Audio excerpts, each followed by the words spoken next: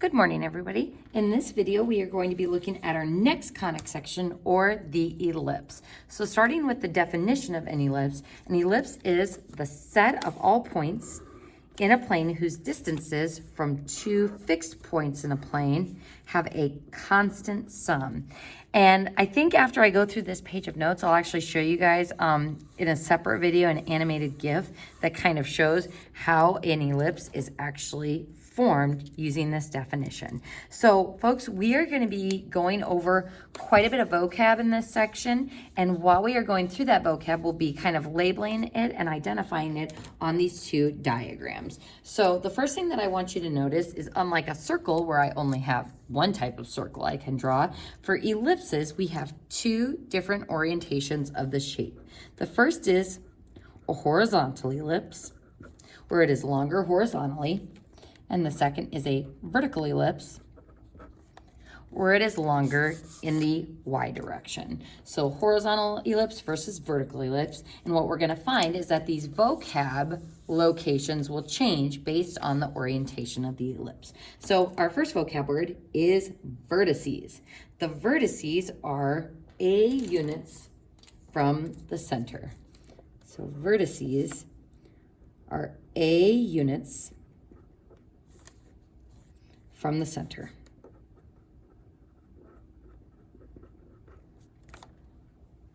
So on this diagram, our vertices are going to be here and here. So I want you to go ahead and put V for vertices. And this ellipse, the vertices are going to be top and bottom.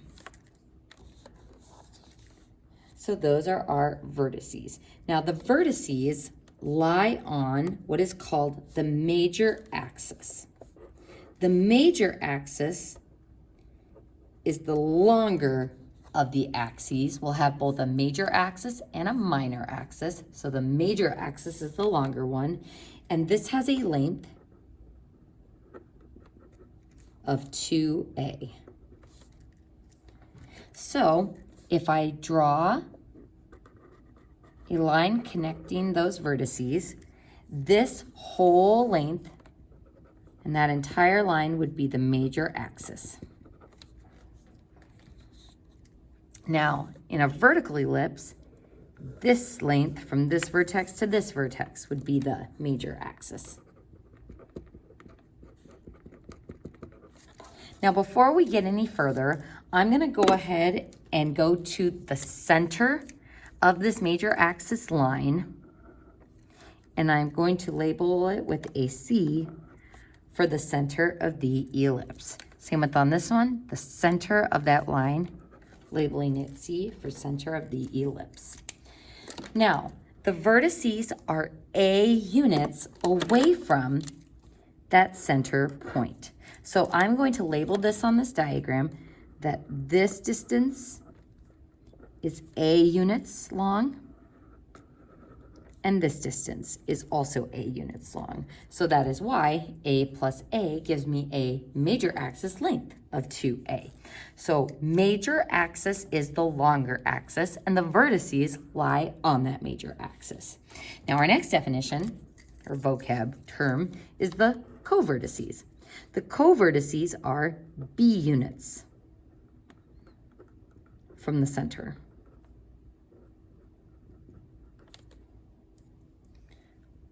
And these lie on the minor axis, which is the shorter axis. So in a horizontal ellipse, our minor axis is vertical.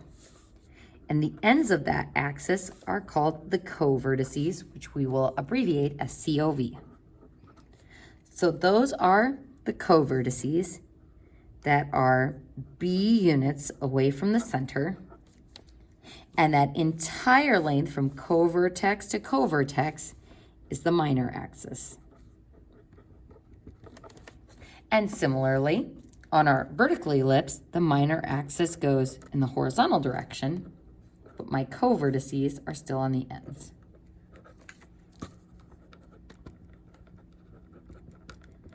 So our diagrams don't get too cluttered. I'm going to continue with the rest of these definitions and vocab terms and labels on only the horizontal ellipse.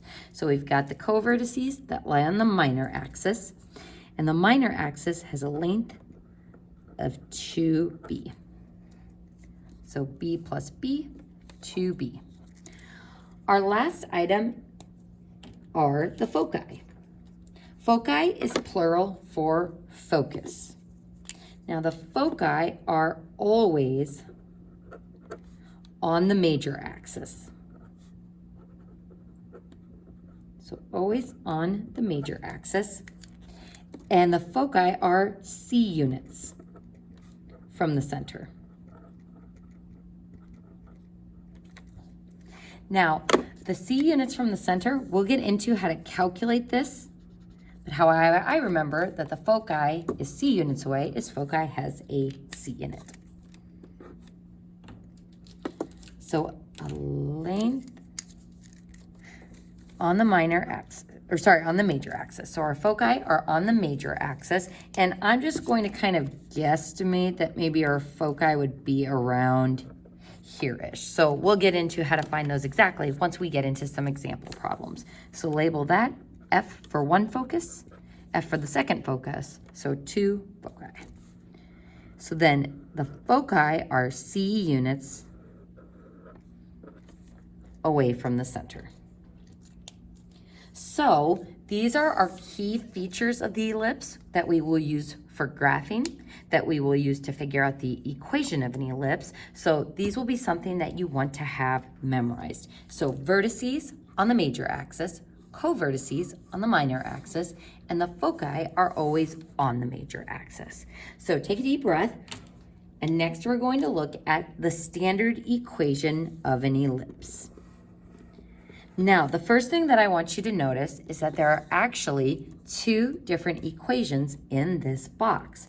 And this is because we have different equations for horizontal ellipses and for vertical ellipses. So the first thing that I want you to write is that horizontal ellipses are longer on the x-axis, or horizontally, whereas vertical ellipses are longer on the y-axis, or vertically. And this is going to help us figure out the structural differences between these equations. So looking at the tops of these fractions we're going to be making, this looks exactly like our equation for a circle. X minus h squared plus y minus k squared. But instead of being equal to r squared, it is always equal to 1. So that's one of our key identifiers of an ellipse, is that the equations are always equal to 1. Now, the denominators of these fractions is going to depend on which type of ellipse we are looking at. So if we are looking at a horizontal ellipse, which is longer on the x-axis, then our a value goes under the x variable. And just like in our circle equation, we have r squared in our standard equation versus r. In our elliptical equation, we have a squared instead of just a. So when we have a horizontal ellipse that is longer on the x-axis, our larger major axis type number of a goes under my x stuff as a squared. Now that means that my b stuff goes under the other part of the equation, or under the y stuff.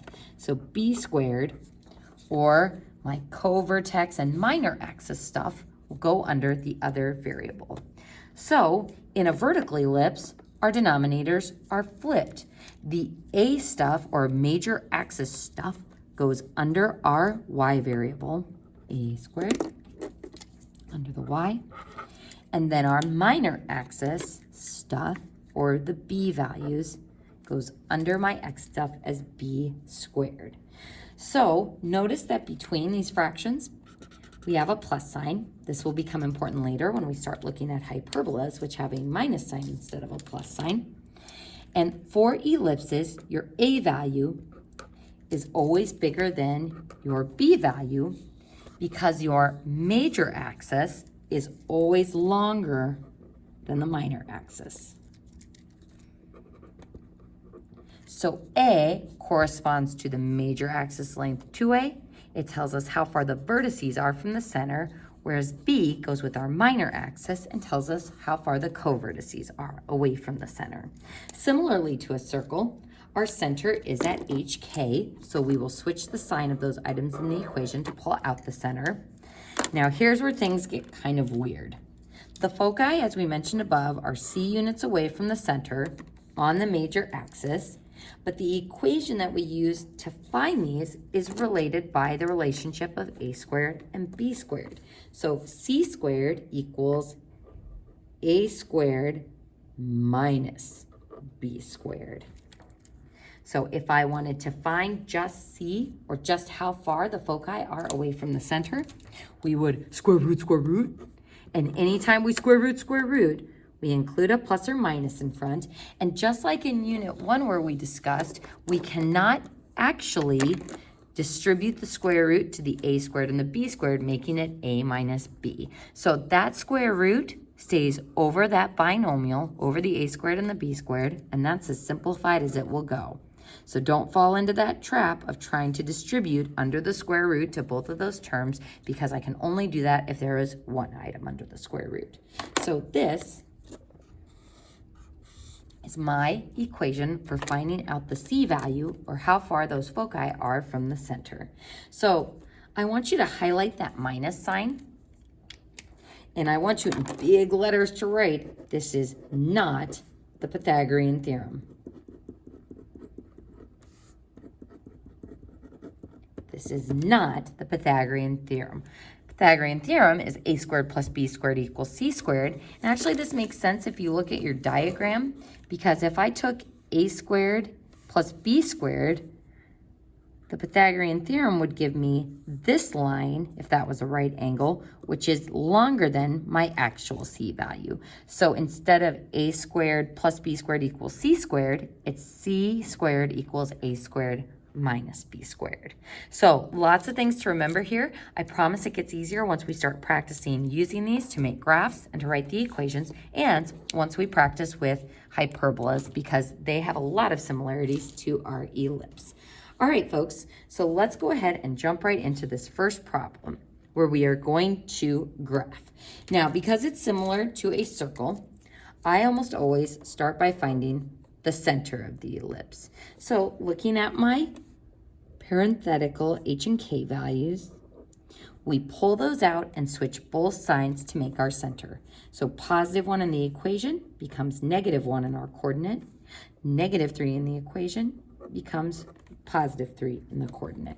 So that's my first step, is finding the center. And I'm gonna go ahead and plot that on the coordinate plane. So backwards 1, up 1, 2, 3. And I'm going to label that with a C for center.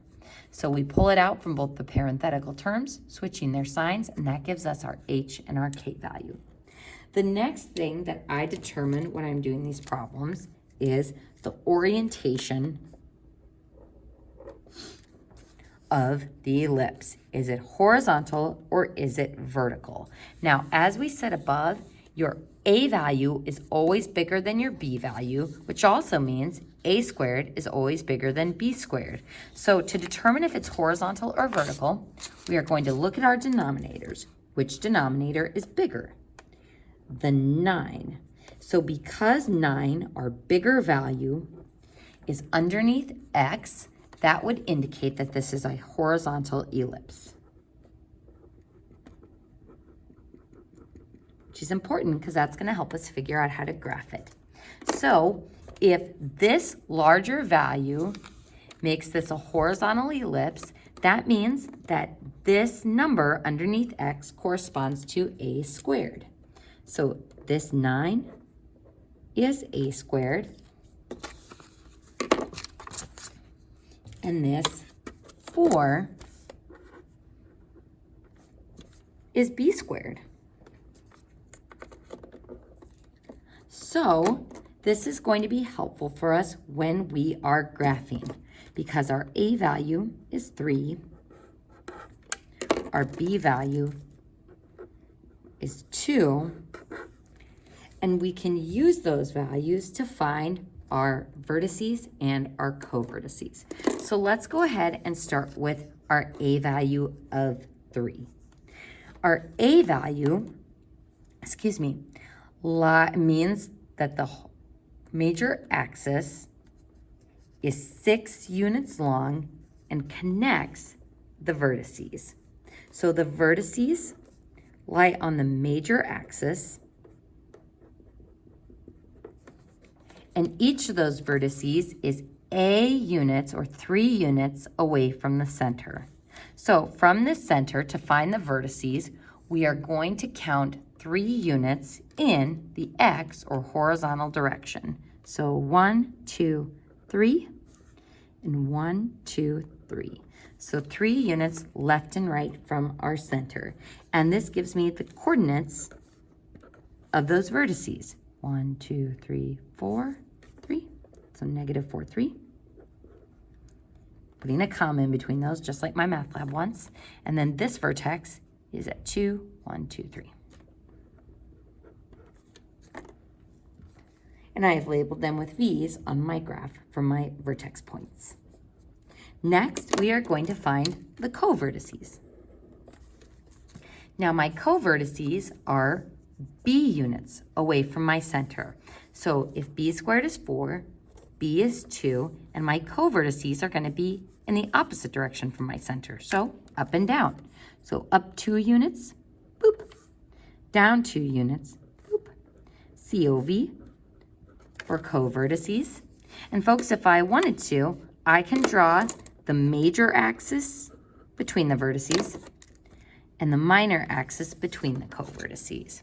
And those co-vertex coordinates on the minor axis would be -1, 1 and -1, 5. Those would be our coordinates. Now, at this point, we actually have enough information to graph because we know kind of the top and bottom and left and right points of our graph, similar to how we found the points on our circle. So at this point, I am going to try the best I can to draw an oval or ellipse that touches on all of those points. So let's go ahead and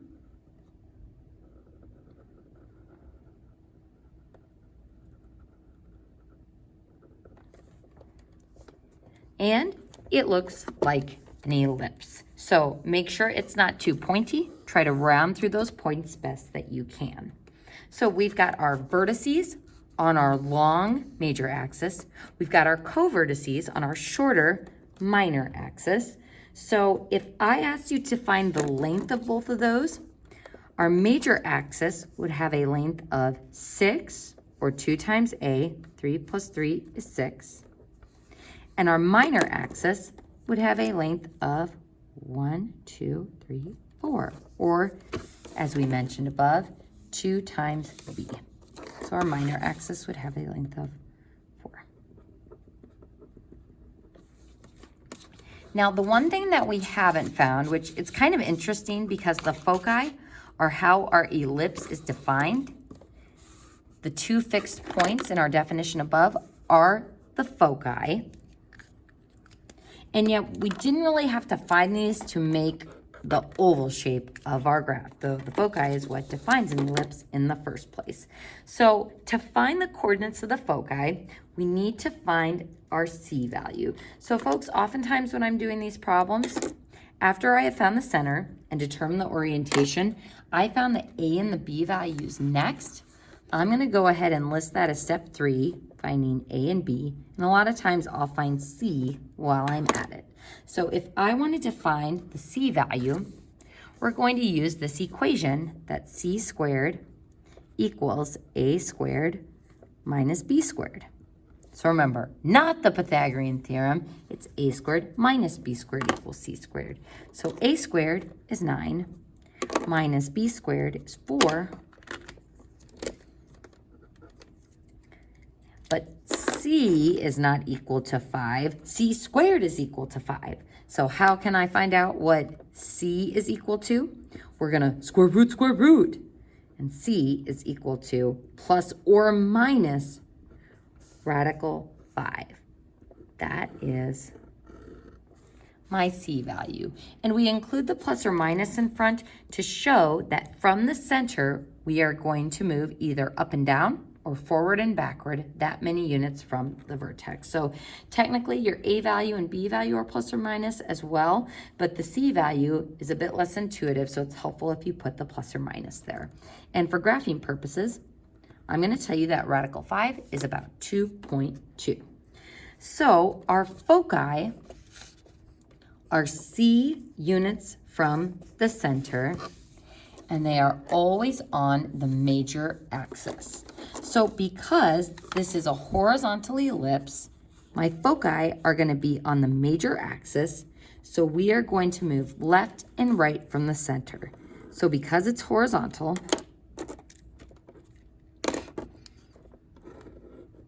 we are going to move left and right c units from the center. All right, folks. So if our center has the coordinate -1, 3, if I wanted to move left and right of the center, I'd move radical 5 left, so subtracting radical 5, and I'd move radical 5 right, or adding radical 5.